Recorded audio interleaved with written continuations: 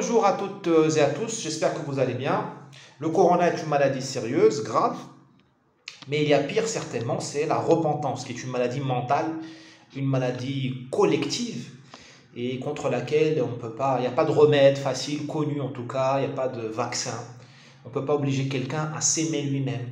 On ne peut pas obliger quelqu'un à retrouver l'estime de soi. Les Français adorent s'autoflageller par rapport à l'histoire de la guerre d'Algérie par exemple.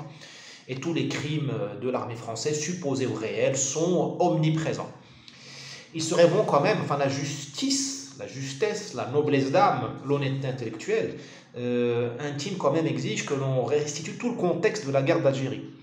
Si les soldats français ont violé, il faut savoir qu'au même moment, le même jour, la même nuit, des gars du FLN violaient des jeunes filles françaises devant leurs parents dans les fermes de la Mitidja. Des bébés ont eu la tête fracassée sur la baignoire. Des vieilles dames françaises pieds noirs ont été étripées.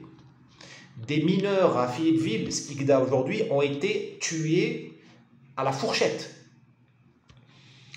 Voilà, c'est la réalité. Je suis désolé de rentrer dans le gore, mais il faut restituer le contexte. La guerre d'Algérie, ce n'était pas la France contre l'Algérie. C'était une partie de la France, aidée par une partie des Algériens, je vous rappelle, 250 000 soldats musulmans dans l'armée française, volontaires.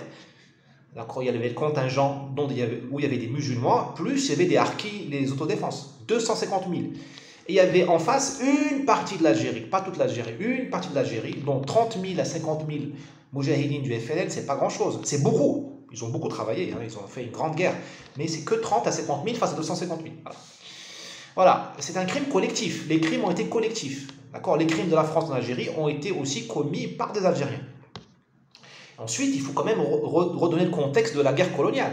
Le Maroc a été envahi par la France en 1912 avec des soldats algériens. Les Zouaves, ça vient d'où les Zouaves? Ça ne vient pas de Bretagne. Nous aussi, les Marocains, nous pourrions demander la repentance aux Algériens. Ce serait stupide. Et nous sommes au-dessus de ça. Parce que nous voulons l'union du Maghreb arabe. Vous voyez ce que je veux dire? On marche sur la tête. Arrêtez de marcher sur la tête.